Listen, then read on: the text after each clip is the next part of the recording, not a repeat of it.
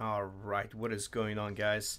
It's your boy Mauzy coming back at you with some special content over here on the CSO YouTube channel. This is the WTL Qualifiers, and we have a special edition since our team is competing. Yay! Alright, let's just start out here on Data C with game number 1 between CSO Esports and Hokago T team. And the player in the bottom left side is going to be the red Protoss, EastToss. And his opponent is going to be the HTT representative, it's Showdown. Okay, so we are going to see pretty much standard openings over here, I believe. Oh, hold on. Oh, we have a 1-gate expand, potential 1-gate expand on the side of Showdown. I actually love this, to be honest. Let me just disable my mouse, my keyboard scroll, my mouse scroll. Sorry. Okay, we have 2 gates on the side of EastToss, and is EastToss not scouting? Ooh, hold on. Okay, we have a cheeky little pylon over here. Could this be a 3 gates on the side of EastToss? This really looks like it's going to be either proxy robo, like standard proxy robo, or it's going to be a potential 3 gate. No, I don't think it's 3 gate. Is it 3 gate? We'll see. We'll see. We have a it's 3 gate, and do we have a robo going on? No. No tech whatsoever. Adept is going to be the first choice of EastToss. And we have a shield battery here on the side of Showdown in the wall. And the Stalker first. That's not going to stop the Adepts from going in, I believe. And EastToss is actually just going to suffer a bit over here because this pylon is going to go down, I believe. Oh, it tries to take another pylon, and this is not going to be finished, but it's not going to be actually destroyed either. Robo is on the way for Showdown. I'm curious what is going to be the case over here.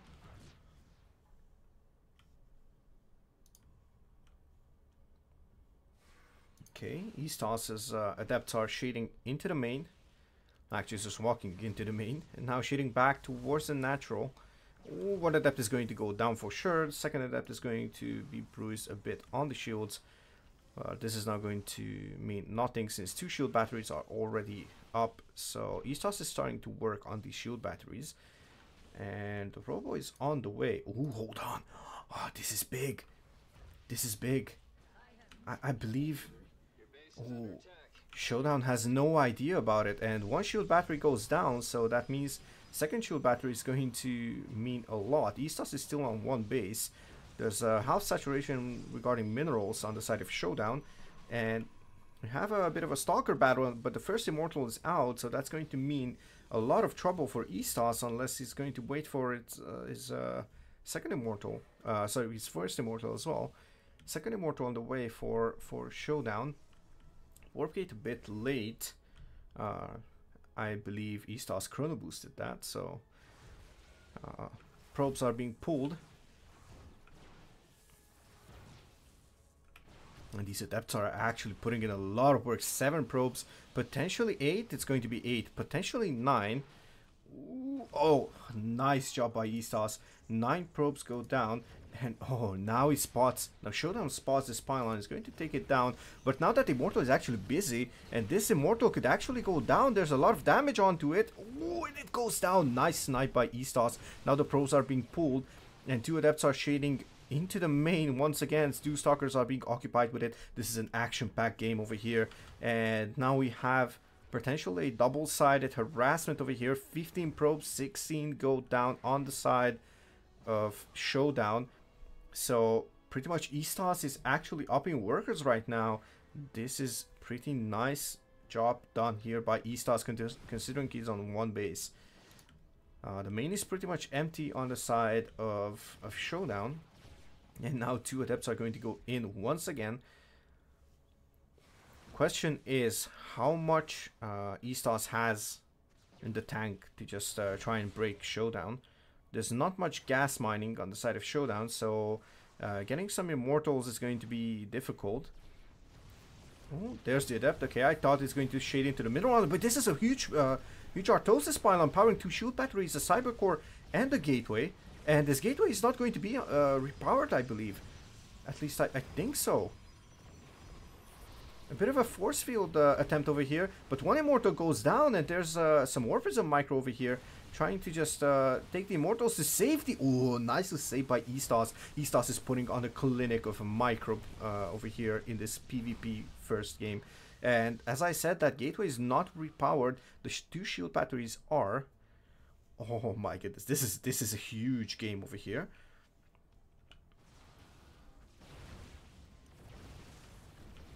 And now battery overcharge is popped. Oh my goodness.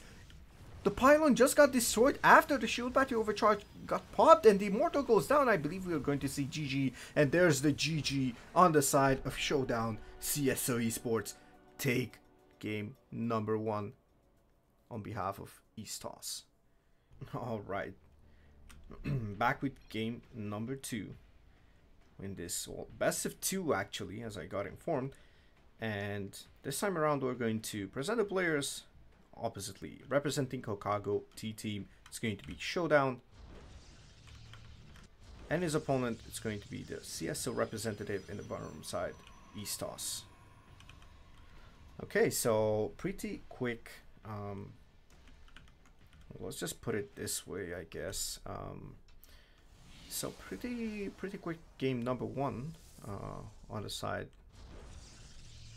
of EastToss, actually, just going for the jugular, the 1 base, Brigade Robo, executing it extremely beautifully. I actually loved every moment of that game, and I believe if we saw that on a pretty much standard map, I'm really curious what we're going to see on this map, which is a tiny bit more different than the last one. This time around we have 2 gateways on both sides actually, so nothing out of the ordinary yet. But of course, you know how PvP works. The question is not if someone's going to proxy, but the question is who and where, maybe when are they going to proxy. You see EastToss going for a scout as well as Showdown. And I believe these 2 probes just saw each other, so both of them are actually expecting both of them are expecting each other to just visit each other with the probes. Of course, if no probe shows up, then that means it's a proxy or something. There's going to be a couple of shenanigans. Stalker on the side of Showdown as well as oh, hold on, it's Adept on the side of EastToss. And I'm really curious how this is going to fare against each other. I mean, if the Stalkers can catch the Adepts... oh, this is a really quick Twilight Council over here. So if the Adepts are going to be caught out with the by the Stalkers, then it's going to actually be a bit of a suffering for those Adepts. But I think EastToss already knows that there's something out on the map, because didn't see a 3rd pylon. Well, he went for a 3rd pylon, of course. Went for the Robo. That's the safer option. And again, a 3rd gateway at home. 2 Adepts are trying to just stay a bit over here, but already 4 Stalkers. I believe these Adepts just tried to go for another round of Shades. Yep. And here we go. Here's our 3rd gate. So Showdown is actually like, you think you can do it? Well, I can do it too. EastToss is actually not aware of this. I mean, could just deduct it based on the amount of pylons present on his opponent's base. Oh, this could be big. This could be big. This could be big. Oh, ho, ho, ho! finds the proxy location. Unlucky here by Showdown, but actually the attack is going on right now, and now we have a sentry, and we have a couple of more stalkers over here on the side of EastToss. Oh, loses the warpism. That is going to be painful, and Blink is halfway done already for Showdown, and this gateway is going to get unpowered, so no potential reinforcement. Let's see if there's going to be a probe in the near future that is going to try and do something to repower it. And now the gateway is going to be taken out. Oh, this is risky. I mean, if Showdown just decided to go for this pylon and he's going to go for it, I mean, he's not aware where EastToss's army is coming from, but I mean, that should have been a clear deduction, I believe, because that was quite a lot of stalkers, so pretty much investing all in that that build. And EastToss is potentially taking the backside base, I wonder. Oh, Blink is finished, so a bit of an advantage when it comes to PvP. Oh, the sentries are actually caught out. Oh, nice save by EastToss, but one sentry goes down, I believe, and two more remain. There's plenty of energy, I believe, for Guardian Shield, but of course the pro players just use it for pretty much the zoning force fields and whatnot. Of course, these force fields are not going to mean as much when there's Blink on one side and no Blink on the other side. Now there's a couple of stalkers, 4 stalkers trying to make their way. And ooh, will we see a drop 4x4? Nope. EastToss just changed his mind, knows that his opponent has Blink. How many gateways do we have? We have 3, and we have a Twilight Council on the way. 3 stalkers warping in. Immortal is about to finish. Oh, that exactly blocks supply blocks EastToss, and now, oh, I love this. I love this observer out of EastToss. He's aware that there's no actual robo on the side of his opponent. Oh, it's like pylons don't do anything to me. I just blink over, buddy. Says Showdown. He loses 2 stalkers. Very cool. EastToss is actually... Oh, the anticipation is like the stalker is going to take a tour around my base, but it's not going to mean too much. And is there enough here for EastToss? Oh, with the Guardian Shield, potentially it's going to be enough. Oh, nice save. Nice save. Saves the Guardian Shield for a couple more seconds. That is really nice. Pure Stalker versus a single Immortal, an Adept, 2 sentries, and a lot of Stalkers. Actually, there's 2 less Stalkers only for EastToss. EastToss supply blocks himself, actually. Like, this was quite hilarious. I believe second Immortal is going to be out really soon, so wants to have that be able to walk down the ramp and not be a necessity. Hold on. Oh, he did not lose the warpism. Oh, the warpism is actually just heading out, and it's going to warp in 2 adepts, and it's going to drop them into the main, trying to cause some trouble. And if it times the whole thing properly, then it's actually going to be one-shots, and the shield battery is going to be useless. Oh, and EastToss just sees that there's no units in position, and now the adepts try to sync up their shots. Nicely done here by EastToss. And what's going to be the answer here for... Oh, will he manage to save them in with the prism? Yes, he will be able to do so. Oh, and there's there wasn't Blink, I believe. Even if it was, I think Showdown just estimated that there's not going to be enough of a gap closer to just close in into range of that warpism and take it down. So opts for not trying to blink and just waste it. Of course, EastToss is now having a lot of map presence, almost saturated the second base. But I think it's the same, almost the same for Showdown. And will this be? Yep, there's going to be a 3rd base expansion, or at least Showdown is thinking about it. There's 2 immortals already here, and there's a couple of charge lots. All really beautiful purifier charge lots. It gets the concave over here, and now these charge lots are going to charge in. Oh, nicely done here with the force fields. There's a couple of force fields. I'll let the viewers decide which force field is whose, but both players are trying to micro their best. Oh, there's a shield battery overcharge and blinks forward with the stalkers. Tries to take down the immortal. Takes out the war prism already. 1 immortal goes down. The second is in trouble. Already the sentries are actually in good shape, but there's no energy on them. I believe there's only one. Oh, maybe potentially one more. Shield battery overcharge. Just well, actually it went for the full duration, and it looks like Showdown actually does not have enough over here. And GG is called. EastToss takes game number 2 and survives into the next round.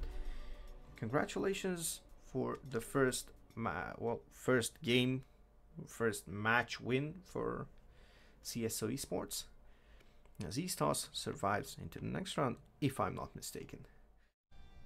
Alright, we are back with actually the second match, to be fair, in this WTL qualifier. And this player in the bottom left side of, of Inside and Out has won the first 2 games, so puts his team 2-0 up against their opponents. This is going to be representing CSO Esports. It's EastToss. And representing Hokago T team, trying to take a map for their team. It's going to be Replicant. So, PVT. Ooh, and I already like this from Replicant, just hiding this this barracks over here. It's going to potentially confuse EastToss. Good question is if EastToss is going to scout, not send out a probe. Oh, this is going to be a no scout.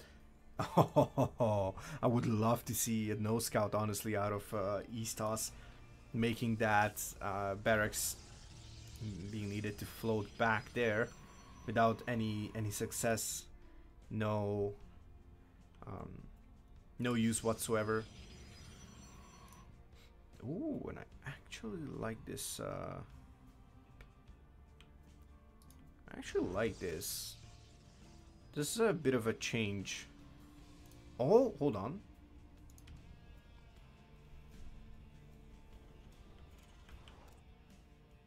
I did not go for... We went for a straight zealot. Okay, I was curious why he went for the pylon before the nexus, but now I saw the zealot. It's really strange because EastToss did not really scout anything, so I believe the zealot isn't anything but for safety. Where does this go? Okay, interesting pathing. What's this going to be? The SSV is quite sus over here. Okay, he's going to scout, I believe. Stalker is moving across the map, and now the Zealot as well. So Zealot Stalker pressure on the side of EastToss, trying to make the most out of it. And the third unit is going to be a Adept, and potentially one more unit is going to follow that up. Oh, okay. The Adept cannot chase down those units, and now the Zealot starts working on that that depot. Oh, maybe they get the Hellion. The Stalker could definitely get a Hellion. Not really, I guess. So interesting openers on both sides, actually. Well, actually on EastToss' side, a bit more aggressive with some stuff. Ooh, I think I saw the Widow Mine, I believe. Might have seen while it was burrowing. So question is always what's going to be the follow-up, and by the looks, honestly, it could actually be 3-gate, 4-gate blink as well. mine actually... the mine did not fire, but it's on super low HP. Oh, depot is getting constructed near the mineral line. And Raven, okay, Raven on the way, so a bit of a safer opening. 2 more gateways on the way for EastToss. I wonder, I mean, this just looks like a super nice 4-gate blink. Observer first, and I believe the second is going to be a... Oh, hold on, there's a drop over here. I almost missed that. So, this medevac is going to jump into the main base, but blink is almost finished. So, ooh. Okay, so this medevac actually gets trapped over here. What's it going to be for EastToss? This Hellion is just parking outside.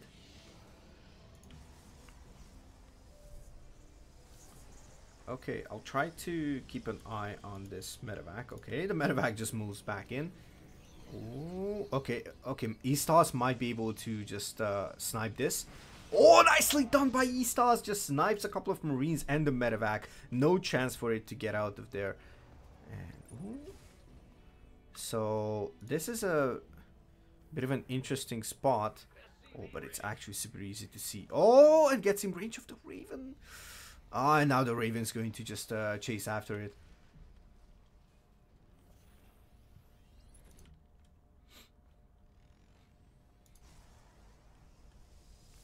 Okay, so...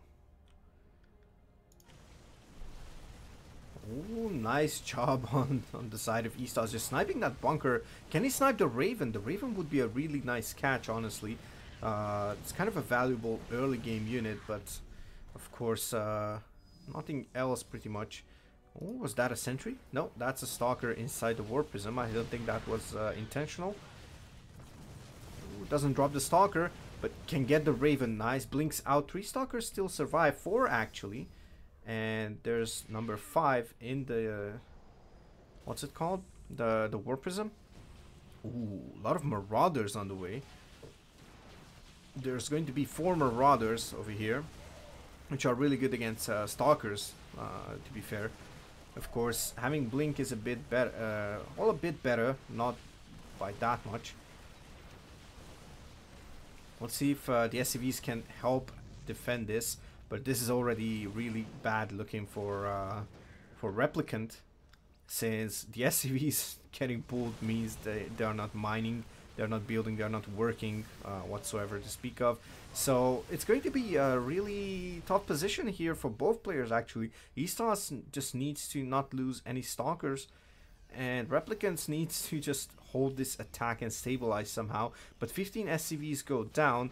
So Replicant is down 11 workers right now. Mules are going to help out Replicant. There's 3 mules working, so he actually needs that that mining power, to be fair. A couple more SCVs are going to go down, I believe. At least it looks like. Oh, EastToss is not focus firing that super low HP SCV. A bit of a mistake over there, mistargeting some of these SCVs. 3 Marauders, 3 Marines, and 2 Medevacs. And 2 Widow Mines on top of that are going to move out. There's a couple of Templars over here, but do we have Storm? Storm is halfway done. Storm is going to get chrono boosted, just as I expect. And now EastToss is a bit on a timer. We don't have charge. Charge is, yep, it's finished right now. So a bit of a dual angle over here, and Storm is going to be finished in 5 seconds. 5 seconds to go for EastToss. There's an Immortal out that's going to do well against everything that Replicant throws at him. Nice storms over there for EastToss. And Replicant has no anti-air except for that single Marine. Will he blink after? Oh, doesn't take it off. Doesn't take it out. Nice try there by EastToss. Would have been a big catch to have that Marine and the Marauder. Of course, this medevac over here would have been a bigger catch. But I believe there is a third base over here constructing right now, but EastToss is already just actually no, he's not moving that far away with the worker lead. But of course EastToss is just having a really good time over here. Storms these Marines, or at least tries to do so. Warps in a couple more units. A couple more Zealots are going to do super well against these Marauders, running them down and actually benefiting of not being armored. And 8 more SCVs go down, so EastToss is now pulling away in the worker lead, and no third base mining on the side of Replicant is actually going to do much. A drop happened over here with 2 Widow Mines clearing that one single mineral line pretty much. And there's two more on the side of Replicant in that medevac. Does EastToss have a observer? No. No observer on the side of EastToss, and now... Oh, the mines are not burrowing! The mines are not burrowing! One of the mines are going to burrow! Oh, it takes out the medevac as well! Holy crap, this game! That was insane! EastToss positioning himself to make the medevac collateral damage, and Replicant is forced to GG out after losing too many workers. Despite taking a few, EastToss moves on. Alright, so after an electrifying game number 1, we are back with game number 2 between these two players. And the first player here is going to be Replicant, representing Hokago T-Team. And his opponent is going to be EastToss, representing CSO Esports, the winner of last game, of course. So, I'm curious what the opener is going to be of these two players. This is actually interesting. Where does this SCV go? Oh, it's going to evade pretty much everything. Will this go into the backside of this base? That's my question. If it's going to go there, then it's going to be really tough to spot it for EastToss, I believe. So, oh, there's a barracks at home, and... Oh, okay. There we go. eBay block. That was one of my guesses. Haven't actually seen too many of those lately. I think I got eBay blocked like 10 times less on ladder as well. But of course, trying to just make the Protoss, get the Protoss's expansion delayed. Let's see if EastToss is going to pull anything, or if it's going to be the third base location that is going to go for. Or maybe he's going for a 1 base.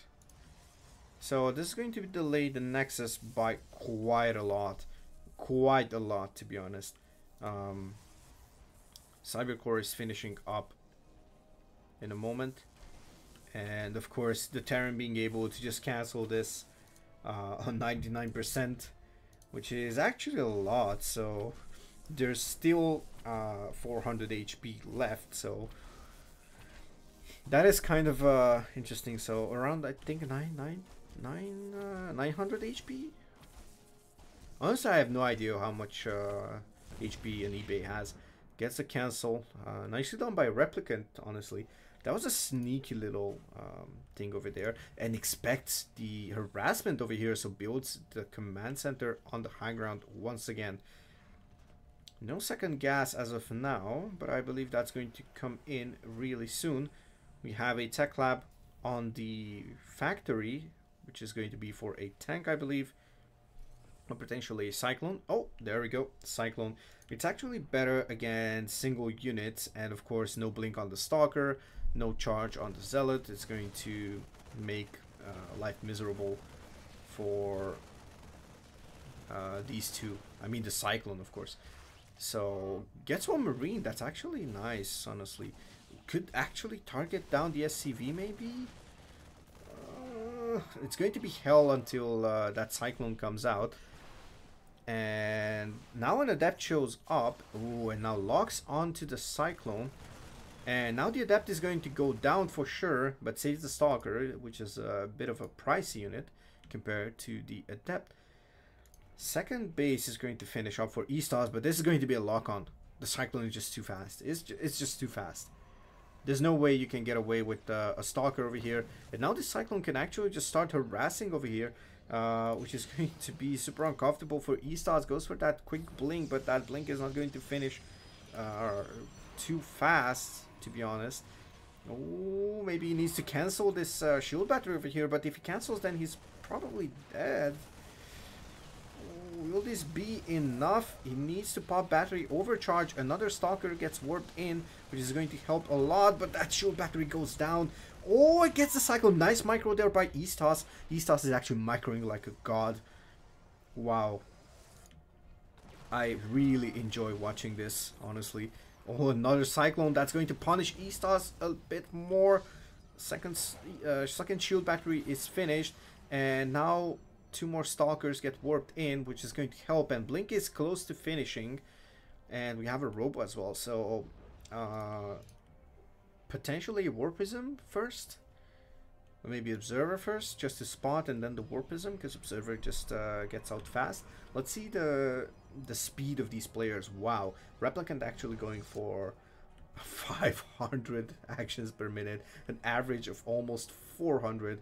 250 for EastToss, but of course in these stressful situations where you need to just out micro your opponent and resume macroing, it's going to be a bit of a challenge to just keep it slow and steady. Rather, you would like to keep it on a high speed, I believe. So Blink has finished. How many gateways do we have? We have 2 gateways, so 2 gate with Blink and the robo facility.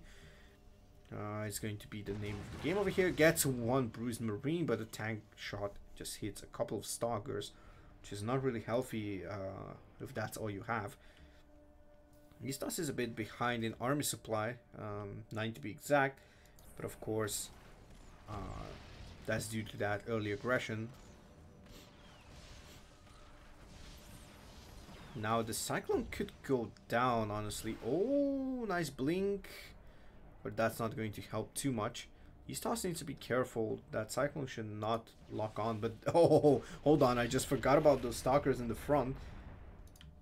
So 2 probes go down, but they are evening workers. Being evening workers with a Terran is not exactly what you want to do, because of course Terran has mules, and mules are going to mine super fast.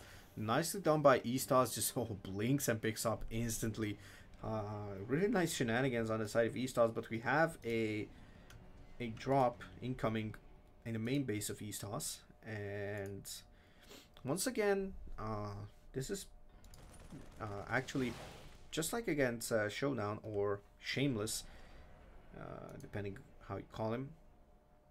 He was positioning that drop outside, and now we have the Marines unloading. Oh, and this Templar Archives is actually in trouble. Of course, there's not going to be enough time to just deal with it. Oh, nice. Oh my goodness. Oh, he's going to snipe the medevac. Nicely done by EastToss. Oh, that was a huge pickup. And now tries to harass with these stalkers. I was so excited that I actually missed some of that action. But I think the bigger action was just taking out that medevac full of Marines. Wow, that was insane. That was insane. And now double forge on top of storm being completed. Oh, that's a lot of marauders. Holy. Don't want to finish that sentence. Oh my goodness, these stalkers are getting caught. You don't want to do that, EastToss. But now there's actually potential for storms, so that's going to hurt a lot. Oh, tries to zone with the storm. There's potential for 1 more storm. 1 more storm should be available based on the energy of that High Templar. Nicely done by EastToss. Oh my goodness, just massacres that Widow Mine. There's a couple of bruised units over here and overstim units. This is not exactly what you want to do. Oh, feedbacks the medevac. That is a huge play. Blinks after it. Takes out 1 medevac and is going to take out 1 tank, of course. If there's nothing in range, the tanks cannot target in the closest range. And now this Marine is just actually going back to tell the others, guys, don't go there. They are massacring you. And once again, oh, hold on. This is going to get spotted by EastToss. Nice spotter nexus. This is the spotter nexus by EastToss over here. And I was going to be aware of this Widow Mine drop. But this is a single Widow Mine. So that's not going to be too big of a problem. And EastToss just parks down over here. Do we have... Yep, there's the Warpism. 4 Zealots loaded into it. Oh, that's a lot of things over there. Oh, this Widow Mine actually... Oh, it did not fire. Okay. Oh, targets the Stalker. That's going to go down. There's no armory, I believe. Nope, there's no armory, so... that's an issue because the Widow Mines are not going to remain cloaked. Oh, this needs to get cancelled. EastToss needs to cancel this base, otherwise it's 400 minerals out on the window. Or actually, does he have enough? There's no shield. Oh, there's a single shield battery here in the backside of this base. Oh, he's not microing these Stalkers too much, but a couple of charge lots are heading in. Those Widow Mines actually firing all 3 of them, so that's going to be out of the picture for now. And EastToss is just massacring at the main base of Replicant. GG is called. EastToss just actually massacres these players over here. Wow. Alright, so the 3rd match and total 5th game is going to be on well, it's going to start on Cosmic Sapphire. We'll see where it's going to end. But in the top left corner, we have EastToss. And his Protoss opponent, it's going to be Enigma, representing Hokago T-Team. Of course, EastToss representing CSO Esports. And currently, EastToss just won 4 games. I'll just raise that counter. If he goes on, I'm just going to make that the EastToss counter. Jokes aside, EastToss is putting on a performance of a monstrous player. And let's see how this whole thing is going to unfold. We have a Gateway Scout on the side of Enigma. And okay, EastToss just checks for the potential cannon rush. And actually goes for a scout of himself.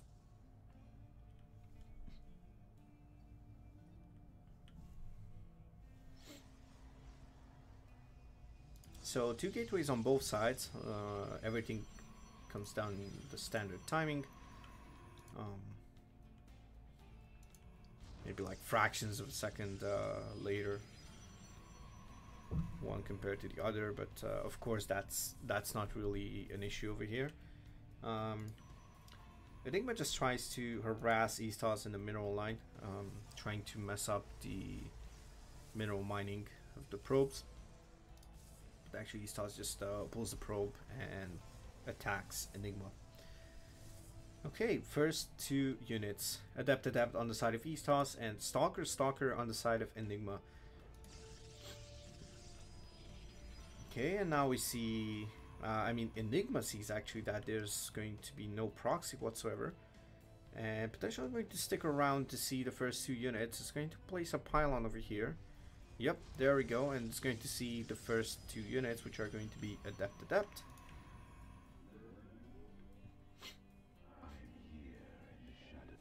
Okay, potentially seeing the 2 units. And now EastToss is just he's actually just doing a bit of a better scouting pylon thing. He's actually trying to deny any early expansion and actually just having the chance to just have damn, I cannot talk today. So just trying to have the chance to see it without any issues. Of course, this pylon is going to be taken out as well as EastToss's, but that's 100 minerals waste on the side of Enigma.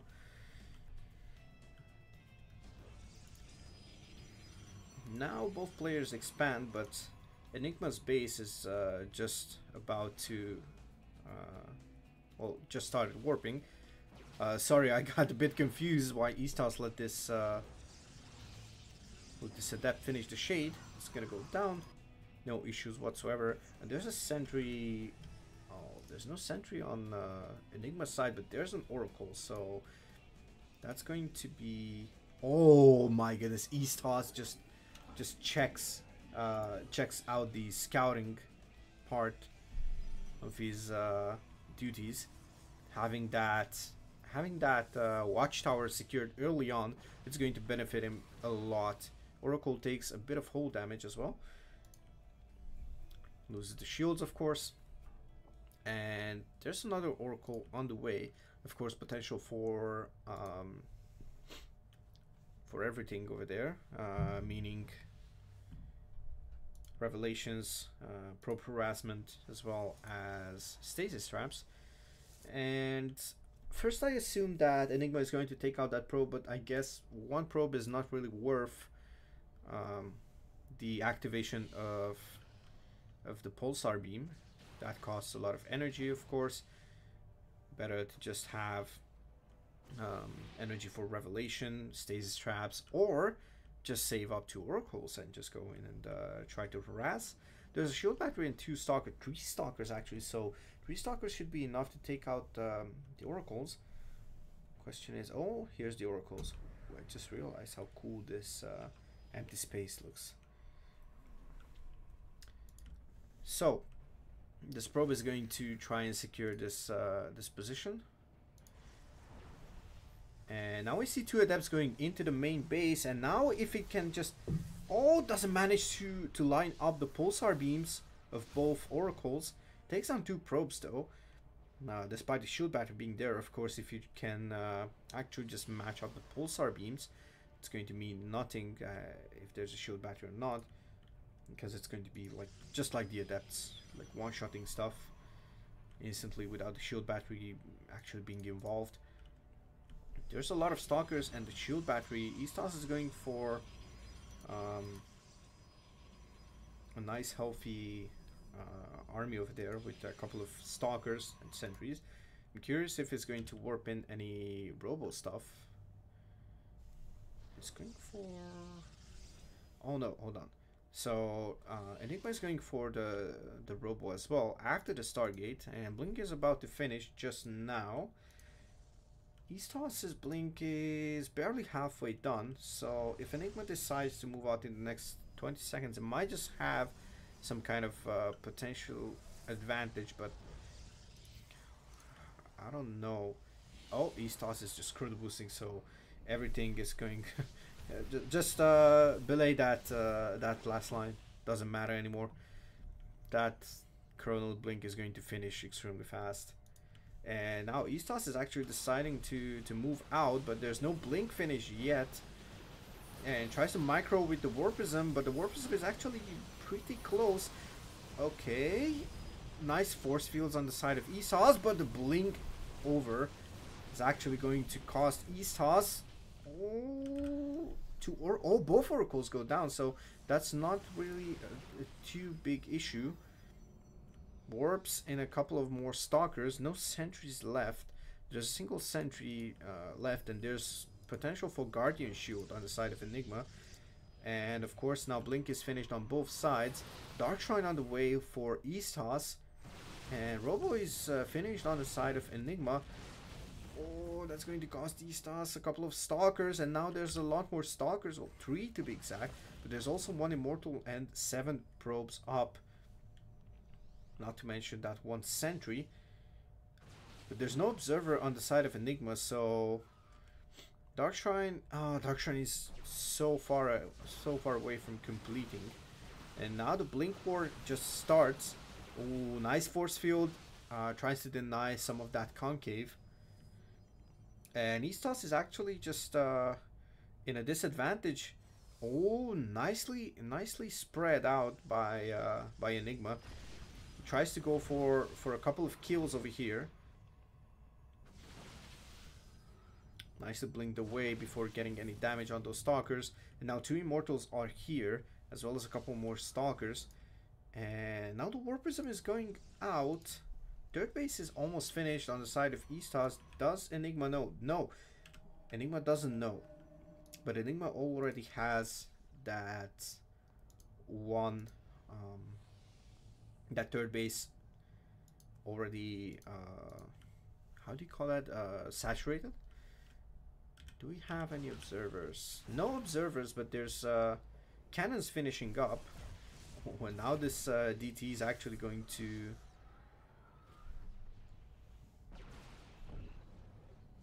Okay. So the DT did not really do anything. 2 probes is not going to be the end of the world. Of course, this probe is going to go down, so that makes 3. Oh, but I like this. I love this, actually. Having the advantage and just taking the really nice gold base over here. So that's going to benefit Enigma a lot. And I think EastToss is in a really top position. Down 10 army supply. Actually down only 1 worker, but supply-wise is not that bad, but I think army composition-wise, it's not the best either. So a couple of stalkers try to blink up, but there's a fight at the natural, and now spots the 3rd base and probably gonna go for that 3rd base, or actually just trying to bait EastToss into a bad fight. Oh, nicely snipes the Immortals. Oh my goodness, I'm failing to speak whatsoever. And now these 2 zealots are surviving more than they should. That's for sure. Oh, will that stalker go down? No. Any reinforcements on the side of EastToss? Nope. There's a couple of stalkers over here. Does EastToss have a feeling about this gold base? That's the question. That is the question.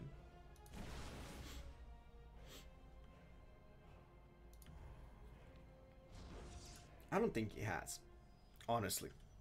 I don't think EastToss has a feeling about this gold base. There's a lot of probes moving over, so that's going to make it a bit of a tough situation on the side of EastToss.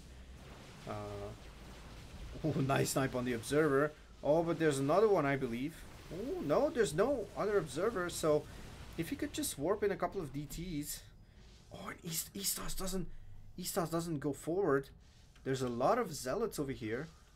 There's a single DT on the side of Enigma, and oh, Enigma's I think he's actually spots the DT instantly, I believe. No, he's going for the. Oh no, he's actually going for the disruptor instead of the observer. Oh, where's the observer? Where's the observer? No observer in range, maybe? Oh, observer is moving up so damn slowly. And this DT just killed 10 probes. Oh, EastToss is in big trouble, honestly. Big trouble. Enigma is banking up, attacking the 3rd base right now. Oh, that was too much for EastToss. And that's going to be the end of the streak for EastToss. Alright, so we are back. We are back with game number 2. Moondance is actually being picked a lot here. So, the player in the bottom right side is going to be the CSO representative. It's EastToss trying to bring it back at least to a 1-1 score, eliminating both of them. And his opponent trying to get their team their first win.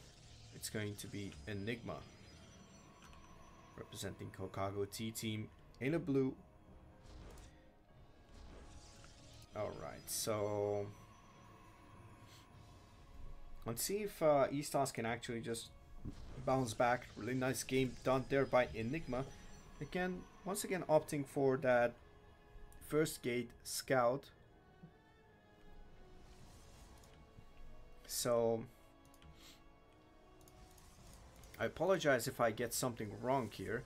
I'm extremely new to WTL, so let's just say I never casted WTL, and honestly haven't been following too much WTL myself either. Even when I followed it, I just watched some pretty hyped games. So the rules were quite new, but as far as I understood, if the player wins 2-0, they move on. If both players take a map, they both eliminate each other and the next player steps in.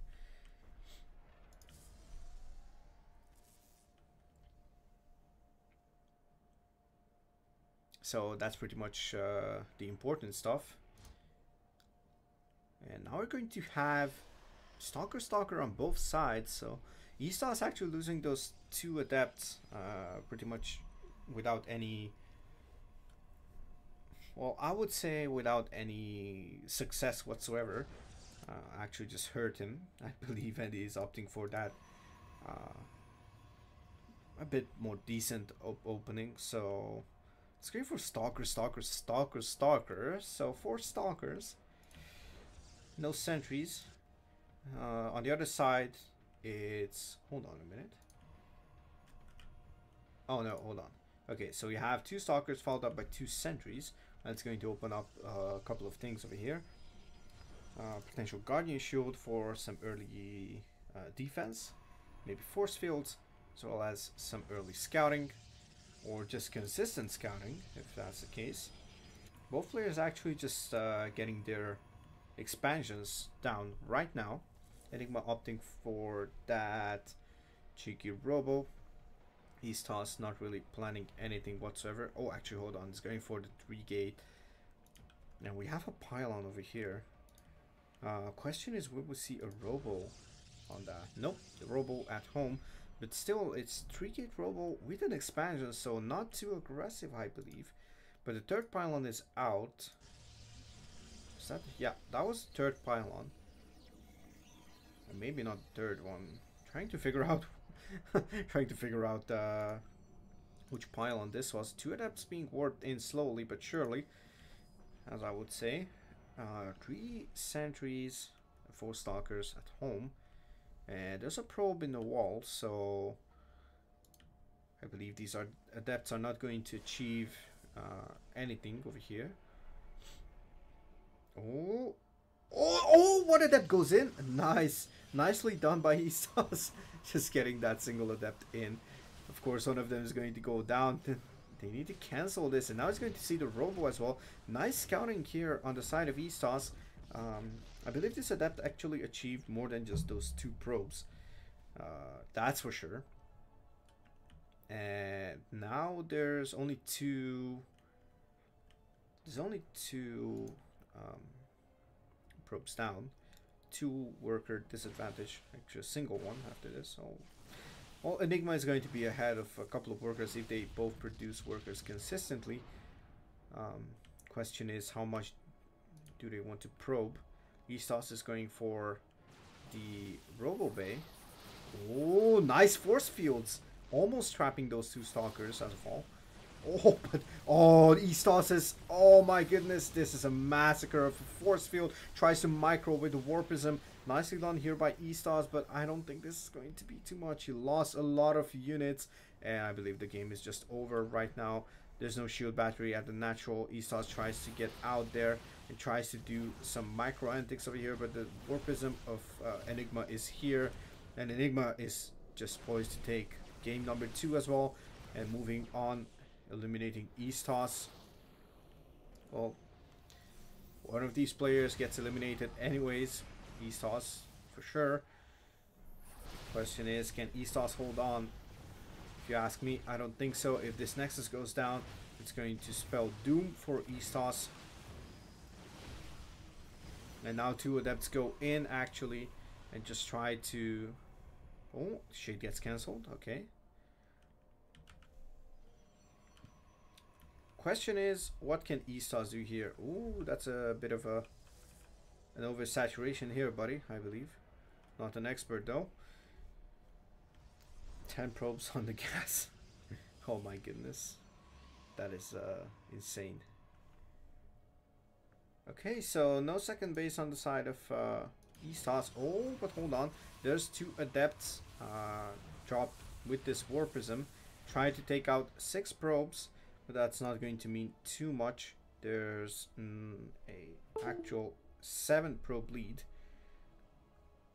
on the side of his Enigma, and he's going to expand it a bit further since there's no issues with 2 Nexi compared to the single Nexus of EastToss. EastToss is pretty much all in, and some godlike force fields. Oh no, the warpism goes down. That spells doom.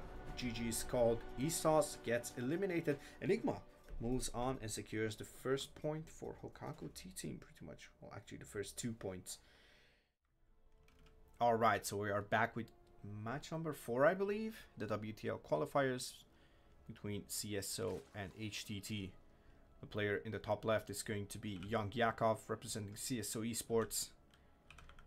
And his opponents representing Chicago T-Team. It's Enigma. Enigma actually taking out EastToss. EastToss taking down 2 players and then losing 0-2 to Enigma was kind of a sad sight, to be honest.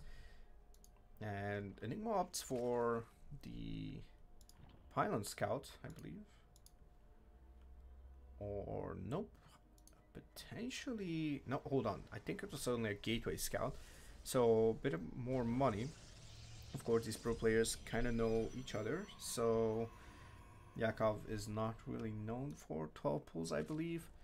At least not too much that I'm aware of. Of course, this is a tiny bit embarrassing being his teammate, but to be honest, I think Yakov did not really cheese that much. Well, he did some shenanigans, but not super early ones. And anyways, focusing on this game is going to start out standard. Okay, Stalker first. No Adept. I'm actually chrono boosting the Stalker, so once you get rid of this this pesky Overlord. Hold on. Oh, the peeping pillar. The Peep Lord pillar is actually so far away. Oh, but I think this is going to get away over here. Oh, okay. Yakov just takes the Overlord to safety. Is going to be able to spot a couple of things. Oh, actually not. Hold on. Oh, this is a terrible Peep Lord position. He needs 2 of these to actually spot both entrances. He needs 1 over here. So, oh my goodness, terrible map for Zerg, honestly. Of course, both players opting for this in-base 3rd location. Super quick 3rd. Holy crap, hold on a second. This is super quick 3rd location. There's only a single unit. He's doing it off of a single unit. These 2 Zerglings are going to take down this probe. Oh, but the Stalker... Oh, the Stalker is actually fine, I believe. Oh, can he take out... Yep, takes out 1 more Zergling and another one. Now 2 Overlords head into the top side of this map. I believe one of them should actually just come in over here. I believe this is a peeping pillar as well. And it's going to spot... I guess it's going to spot this 3rd location.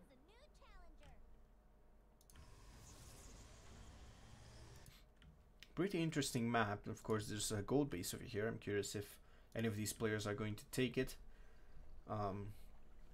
Yakov just sends out a couple of lings, trying to scout if there's anything weird. Spots a sentry, and Stalker in the wall is actually going to do a lot. Not really being able to take it down.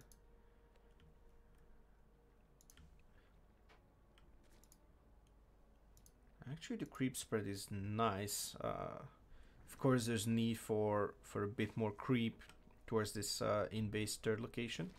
I call it in-base, but this actually, I don't know, is this...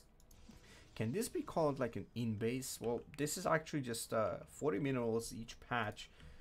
So it takes 8 workers to mine it out in one go. Bit of a commitment. So we can call this still the base. Well, it's kind of connected.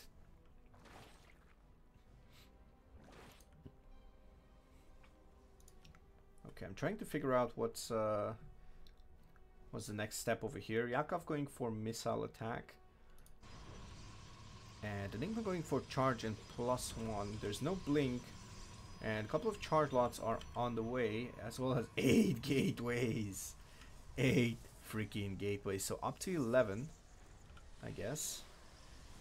Yep, up to 11 gateways. It's not a paired number. Or why do I say pair number? Even number. Wait, do I call it an even? How do you call that? Anyways, back to the game. We're not doing maths and numbers well, it's not stream, but it's a recording. Still, we're not doing maths and numbers, even on recording. So, Protoss army moves out. And of course, Yakov is going to be aware of this. Oh, this overload is actually in big trouble. Can Yakov just... Oh, has a lot of roaches. Can you just try and go for some attack? This looks pretty committed. One queen is going to go down for sure. I think Yakov was caught by surprise, and roach speed is going to be denied, as well as roach production altogether. And no roaches put in production right now. One more Evo chamber just finishes up to have that kind of wall, but that's too late already. Of course, Roach Warren is being remade. Where is the Roach Warren being remade? I think it's at the in-base third. Oh, a couple of overlords go down, and Yakov is in a bit of a trouble, but manages to surround some of these stalkers with the links. +1 missile attack is going to finish up. There's +1 attack for the stalkers and zealots as well, but how much these zealots can take more, or how much more rather. This attack is going to be stopped right now, but there's a warpism coming in with zealots. Okay. Oh, big warping over here. 9 zealots on the way. That's going to be a huge... I think this is kind of an all-in, to be fair. Is this an all-in? I mean, Enigma is not producing anything, just saving up stuff. He's not binding gas, so this is pretty much all in. This is a charge all in. And Yakov calls GG. Enigma takes game number 1. Alright, we are back with game number 2. Spawning in the top right side corner of Inside and Out, we have the Zerg player in the red, representing CSO Esports, trying to make it a double elimination. It's YoungYakov. His opponent taking game number 1, trying to stay alive and get his team the second point. It's going to be the blue Protoss representing Chicago T team. It's Enigma. Okay, so looks like we're going to have the same. Oh, Yakov going up to almost 2,000 APM. You'd love to see it. Love to see it. Just rapid firing that attack move.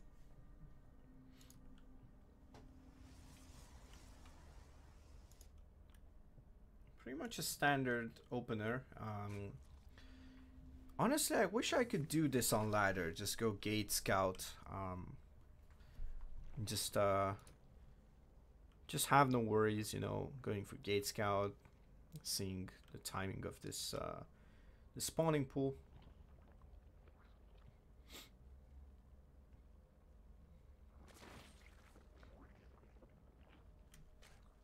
But of course, that's pretty much some kind of risk, of course.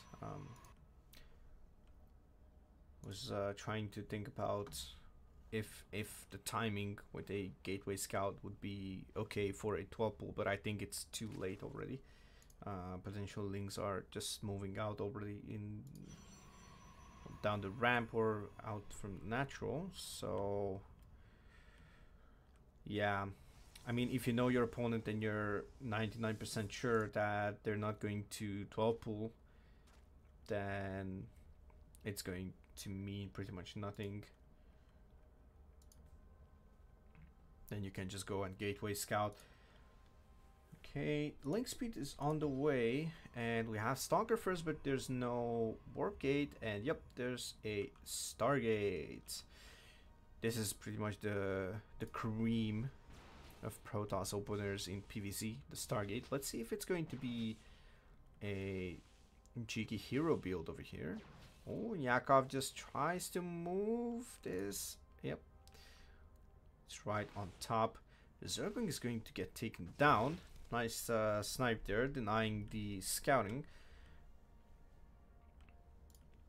I'm curious if it's going to be Oracle or Void Ray first. Oracle first. So in order to have that crispy hero build, I believe we need to see a quick third base and a couple more oracles to follow up with. I have a second adept on the way. Looks like it pretty much. And Yakov is actually getting ready. No overload speed, but he's going to try and scout in the main base of the Protoss to see some additional tech. First Oracle is moving out. I believe Yakov did not spot it. Oh, I think Yakov spotted, honestly. So let's see if this Oracle can actually achieve anything. Oh, Yakov just... Oh, nice positioning with the queens. Third queen is going to be out right now. Oracle takes out this creep tumor that is just forming. Oh, this is a real dangerous spot over here. Takes out one drone as well. Loses his shields. Doesn't lose too much damage, actual HP on it. Second Oracle on the way.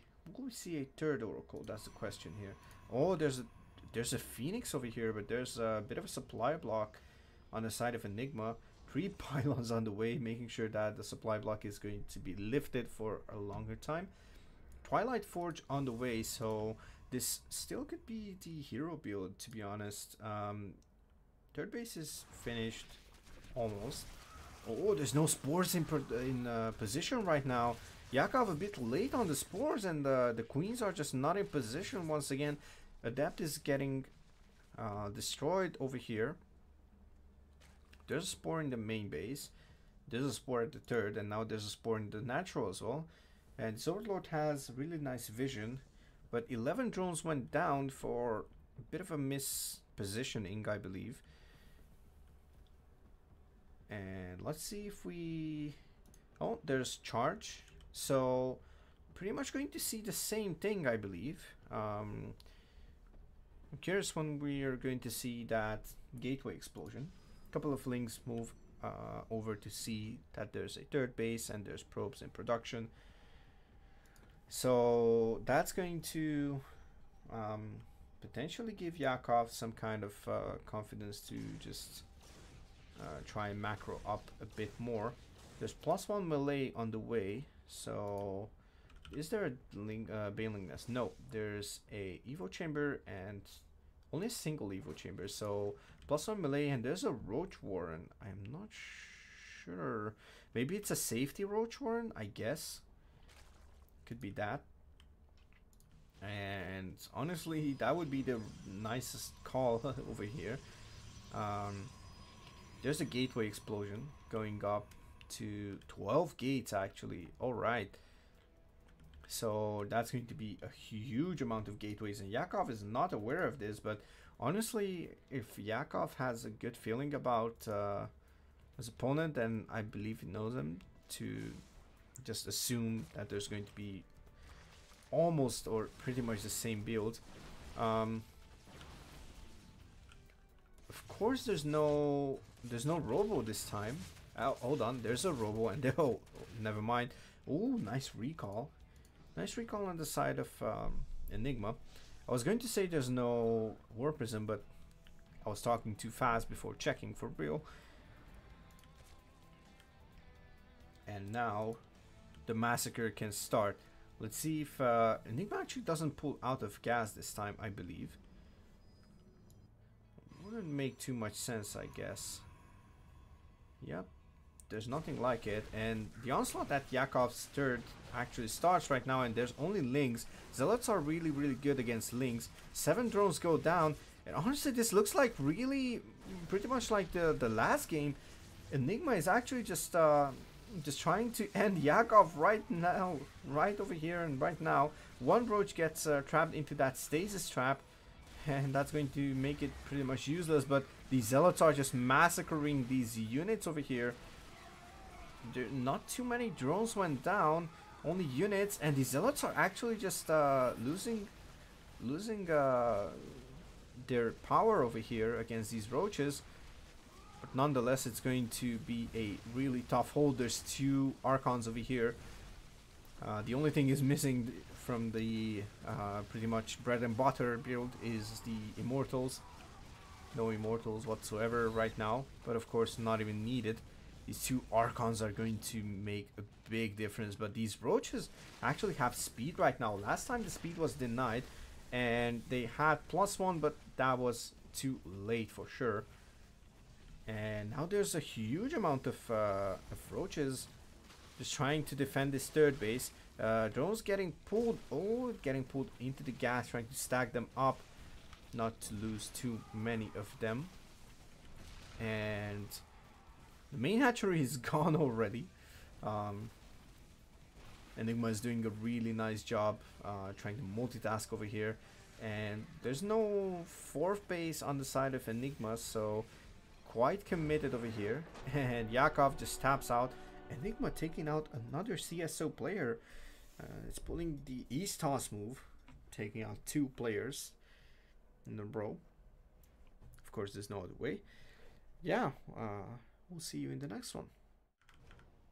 Alright, we are back with the next game. Honestly, I kind of lost count. There's so many matches played. I'm pretty sure that stuff is going on until all players are eliminated from one team. So hopefully we're going to have a lot of StarCraft, and we know who we're cheering for. This is CSO Esports, MilkiCow as the blue Terran. And his opponent on the opposite side in the bottom right of Moondance, the dominator of the recent matches, is going to be Hokago T-Team's Enigma. Alright, so pretty standard openings so far. There wasn't too much cheese in the very early game. One hidden Rax on the side of Replicant, I believe, and that's all. And oh, hold on, there's a double gas opening. That's not too standard on the side of MilkiCow. I've been studying a lot of Terran lately. Actually, I've been coached by Mr. Silence Bomb on my Terran, so you kind of know that you open one single gas if you're a Terran. There we go, there's a Reaper. And we have the second depot, of course, coming down from MilkiCow. And we're going to have a super quick factory, so let's see what this is going to be.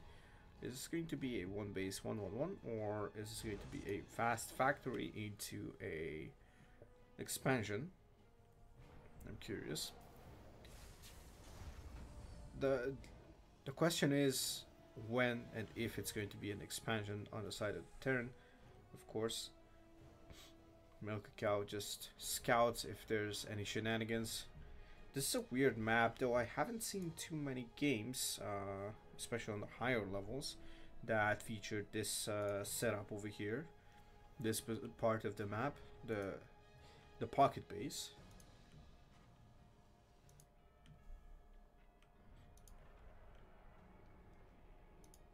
It's actually really interesting. Okay, MilkiCow is going to spot that there's the Nexus finished, so it doesn't really think about anything unusual. Of course, Twilight is on the way behind all this, and potentially Milky is going to wait for the Reaper to get healed up. Okay, so potential mine drop. I guess that's what the quicker factory was for, to hit a bit faster, delaying a bit on the timing of that expansion. Now MilkiCow is going to scout that there's a Twilight, and it's pretty hard to tell, but you can actually tell by the animation that it's actually working on an upgrade. Of course, these pro players are able to just tell the difference. Oh, the Reaper's getting caught, but there's already a couple of mines out, and I'm looking for a medevac. No medevac out yet. I'm gonna have 2 mines, potentially one in the natural and one in the main, and Tech Lab is constructed on actually both of them. So will this be a Raven or maybe a Banshee? I don't know. Oh no, hold on, no, I'm dumb, I'm sorry. This is potentially going to be for the barracks, to be honest, if you ask me. this should be for the barracks, right? To start stim. If Milky doesn't want to delay his stuff too much. I believe this is going to be the barracks that is going to be for. Oh! And there we go. Probes being pulled. So I didn't really miss anything over here. There was... Hold on. Oh! Milky actually... Oh my goodness. I'm sorry. So Milky actually lost the medevac. Oh. Damn. I was actually too distracted by the build order. So Milky lost the medevac and one mine, and the other one just fired. Took out all 6 probes total. Also one Hellion went down, which is actually really interesting.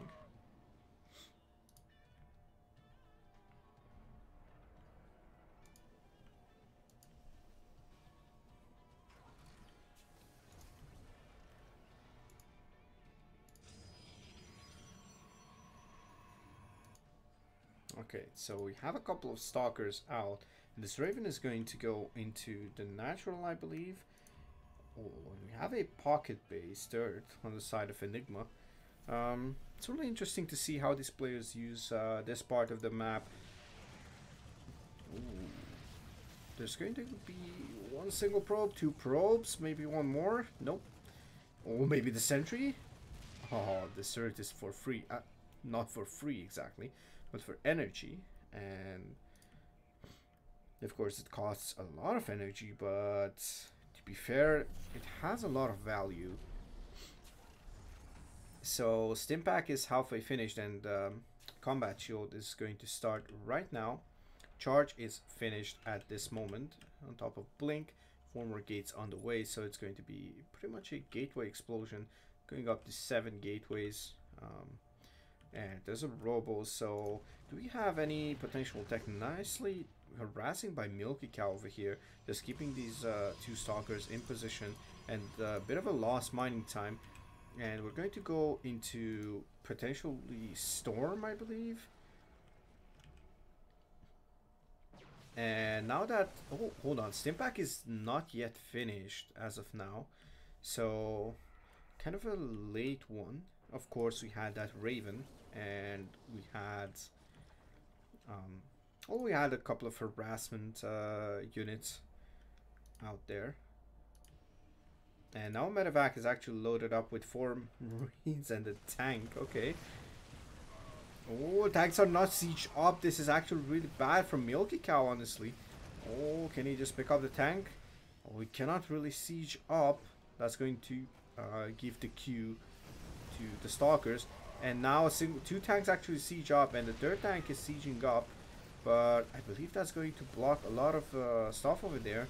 And 2 Archons are morphing, trying to be the tanky boys over here. 3rd base behind this on spot. 1 gateway goes down, and this siege position is really good. Taking down 2 gateways is going to cut the production a tiny bit. And now a turret as well. 3 zealots are being occupied with the turret. Oh, it blinks on top of the tanks. It's going to take out the tanks, and now a couple of marauders and marines just arrived with this medevac. And this this army of the Protoss is actually getting cleaned up. There's no attack upgrades. There's +1 attack on the side of MilkiCow as well as combat shield. So that's going to be able... he's going to be able to mow down this Protoss army. A couple of cells are being warped in. And there's a super boost stalker. There's no storm on the way, so no splash damage. There's an immortal in production, but that's going to be pretty much it, honestly. GG's called. MilkiCow just destroys Enigma. Pretty one-sided game. Alright. Okay, so Stargazers is going to be the second map of this best of 2 series between MilkiCow and his opponent Enigma. MilkiCow actually did a really nice build last time, trying to involve some harassment. Oh, and both players are proxying. Hold on. What the hell is going on here? Okay, so this is big, honestly. This is huge. So we have a single proxy Rax, which means proxy Reaper, and we have potentially a... Okay, so gate at home and gate proxied. Alright, we got a game up on our hands. Alright, so Enigma is actually spotting that there's no barracks over here. Oh, but this should not be a priority to just fight against this SCV. Now the SCV is the proxying SCV is actually getting into the main base. Let's see if it's going to be a bunker or not. I'm really curious about this. And there's a Zealot already out staying at home. And the Reaper is going to be coming in really fast. Oh, Zealot actually chasing down everything. And now MilkiCow is actually sensing some kind of attack over here.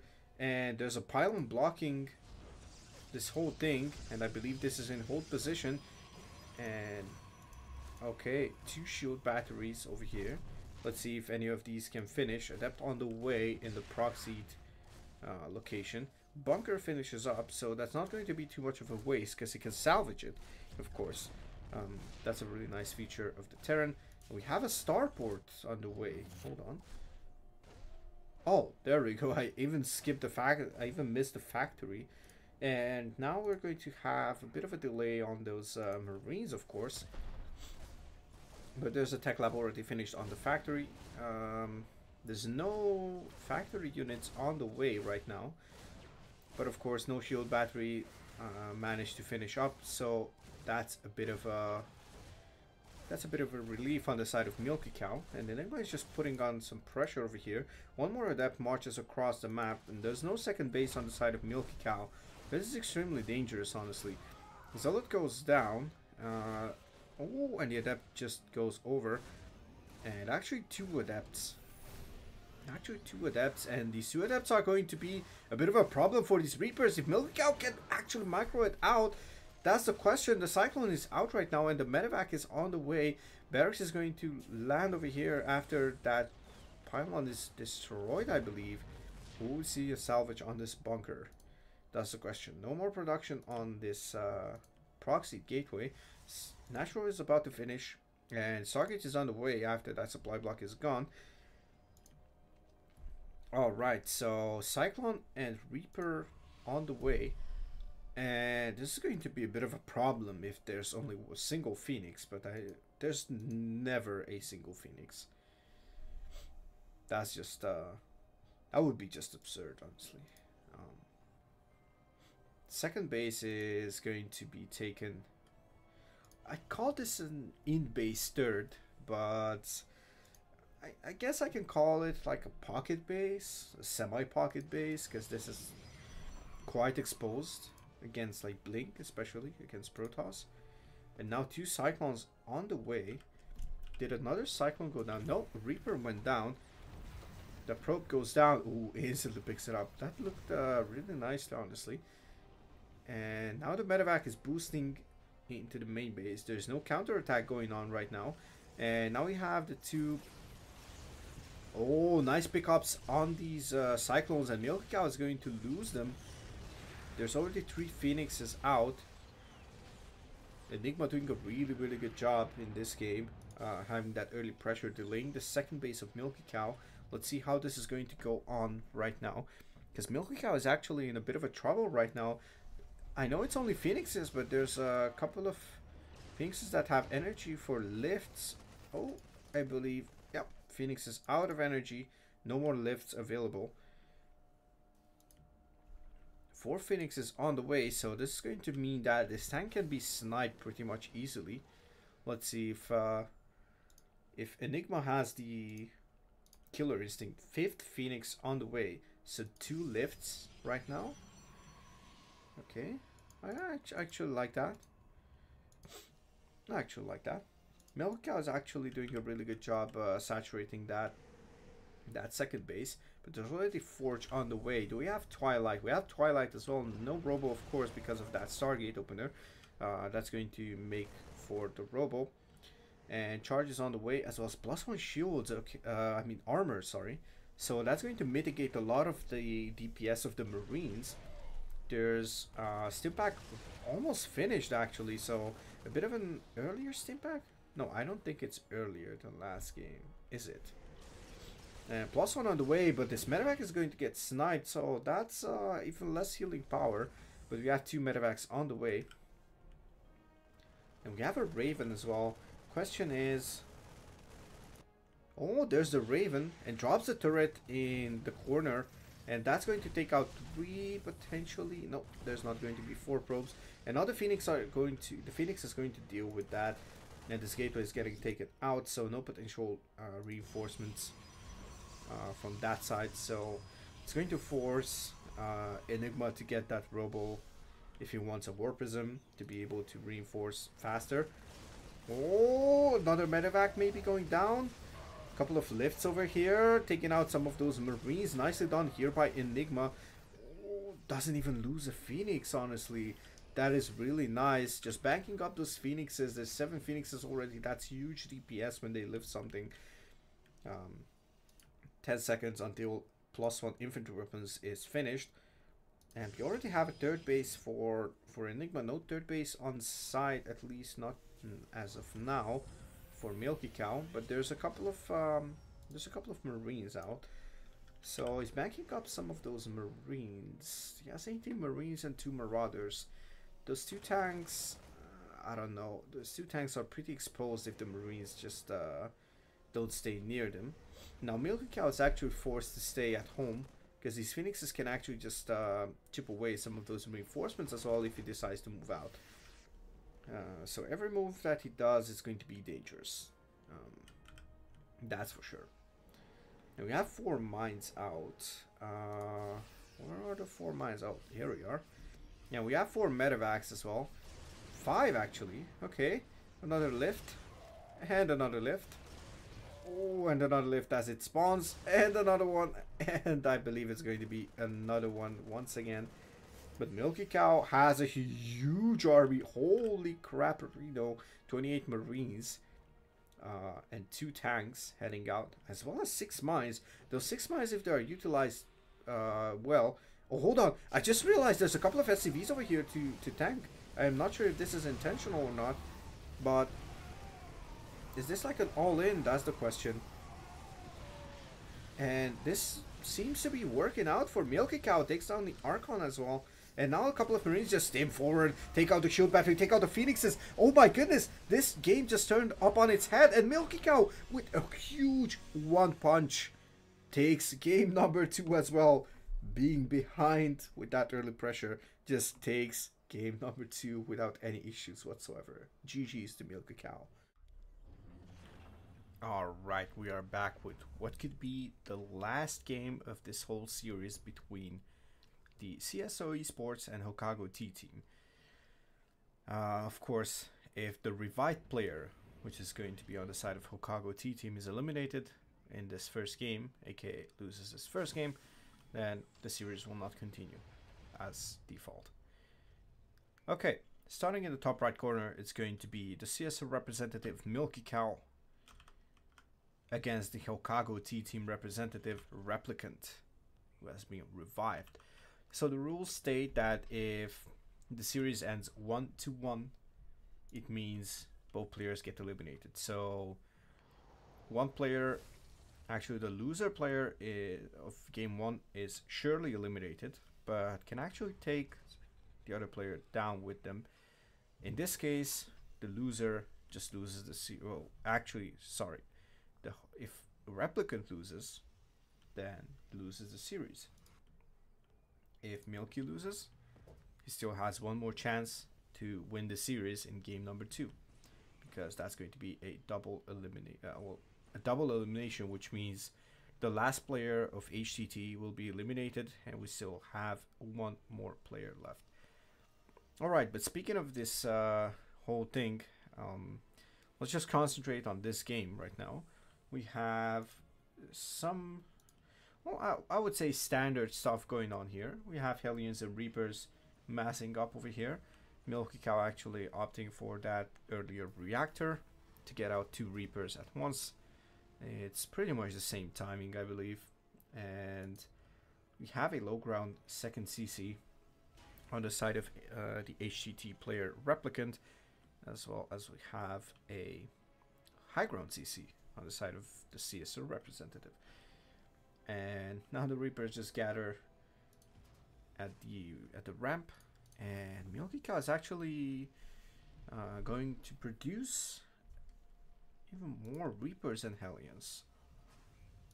I believe potentially one more, maybe one more set, two Reapers and two more Reapers and one more Hellion.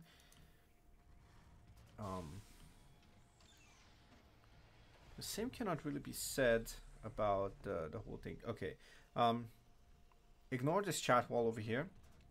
So there were some kind of issues over here. Admins were talking about reviving or not.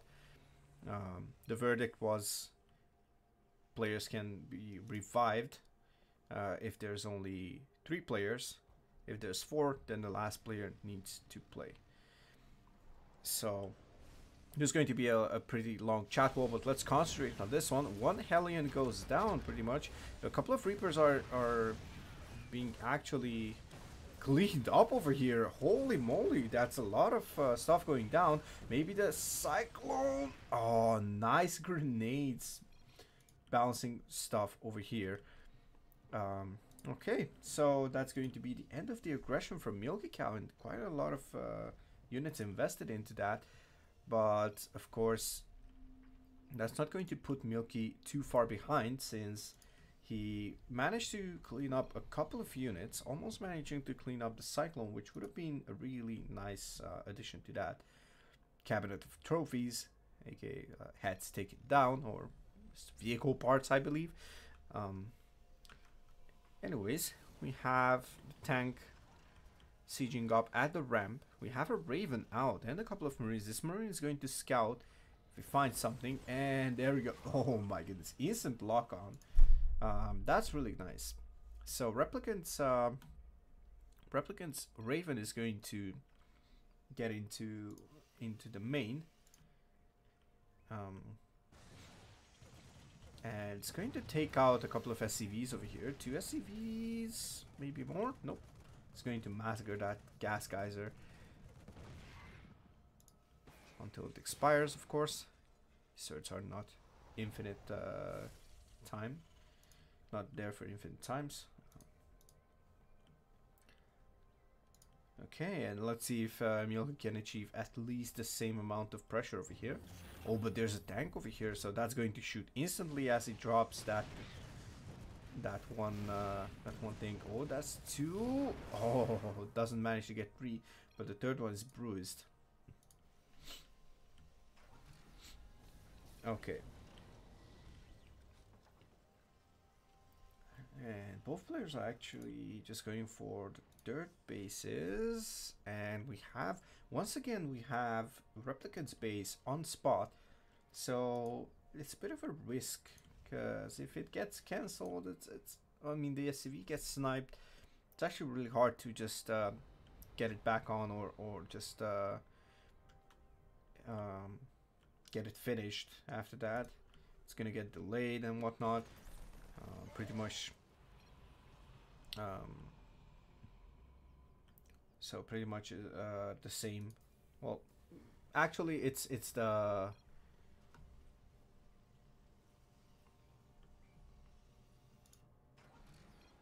actually it's something of a safe play. I would say, to just get it on the high ground. But yeah, speaking of which, we have a couple of units over here. 2 Ravens just dropping turrets, I believe. There's energy for 1 more turret, and Replicant is trying to be aggressive over here, but MilkiCow is actually sieging up on the high ground. Yeah, as I said, once again, just don't mind the chat. Game got played out without any issues, no pauses needed. Of course, due to us being the casters, not being referees. But anyways, let's just try to get our heads back into this game. Replicant is actually gathering his stuff on the middle of the map.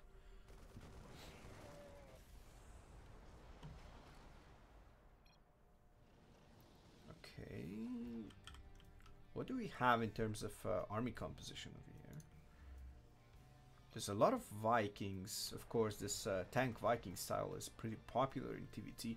MilkiCow is leading the way with these Vikings, and 2 Ravens just get into the main. Oh, drops another turret. Nicely done by MilkiCow. Oh my goodness, takes down the Raven with more energy, or let's just say the Raven with energy. At that point, that was the only one. And now these Vikings are going to chase. Oh, that's an F2 actually. Okay, now Vikings are just going to chase down this Raven unless it dodges every. Oh my goodness, the Raven's going to dodge. Oh, sneaky Raven by MilkiCow. Nicely done there. Just destroying a supply depot. Okay, 4 base on the way on the natural high ground, and so let's just say the better siege position, I believe, wins. And the player with better air superiority is going to win, because after that they can just land the Vikings without any issues, of course. So that's going to make a huge difference. MilkiCow is actually just chipping away of these Marines over here. Nice damage on them. These will not stim. Oh, maybe gets one. No, doesn't get that single Marine. Oh, that's a lot of Vikings. The Viking count just got up to 10 for MilkiCow. 3 more, still 3 more versus how much Replicant has. So this is going to be quite a difficult position to break on the side of MilkiCow. Both players opting for those 2 sensitive towers, so I'm sorry. Pretty much covering all the positions that their opponents can enter their base. Nice anti-armor shell over there, or missile, sorry. Anti-armor missile, not shell. Actually, I think that's a Heroes of the Storm upgrade for the character Nova. Never mind. Never mind. So, as I said, I think the better siege position wins over here. And let's see how MilkiCow is going to... it's going to siege up, but it's going to lose 1 tank instantly. And now we see the air superiority just paying off on the side of MilkiCow. Replicant has to land those 3 remaining Vikings. And there's +2/+2 on the way for both players. MilkiCow is going to be a couple of seconds behind on vehicle weapons, but as well as quite a lot behind on +2/+2, I believe. +2 infantry armor already done for Replicant. It's interesting to see it being ready faster. Oh, and this is a big, this could be a big catch. This is full of Marines. I don't think this is going to survive over here. Oh, the Vikings just massacre it. And now a couple of Marines just enter here, and they take out... Nice job there. They take out the tank without any issues whatsoever. And now MilkiCow is just trying to move across the map, and I think he's going for the final attack over here, trying to just break his opponent. Oh, this looks really nice for MilkiCow in the air. Of course, he can just once he clears the air, he can just land those on top of the Vikings. And now he's forced back Replicant to a position that is not really comfortable with. Like, he could snipe this command center. That would be big, honestly. This is a planetary, and MilkiCow is just trying to siege this, but there's a couple of more tanks than MilkiCow has, and would be comfortable at this position. So might try to just reposition once again. Goes up this ramp, and oh, there's no units over here. This is a bit of a mispositioning of the army from Replicant. This is going to be a huge misstep on the side of Replicant. He needs to siege up, but these are not going to be in range. Oh my goodness. Okay, so actually Replicant loses another base. Oh, this could be GG, honestly. Oh, those Vikings get murdered, and MilkiCow is about to win this whole series for CSO Esports. There's a couple more Ravens and Vikings over here, but that's not going to mean too much. MilkiCow just steps forward, sacrifices a Raven without any repercussions whatsoever, lands the Vikings on the 2 disabled tanks, and GG is called as the Vikings land. MilkiCow takes the series for CSO Esports. Congratulations on the first win in the WTL qualifiers.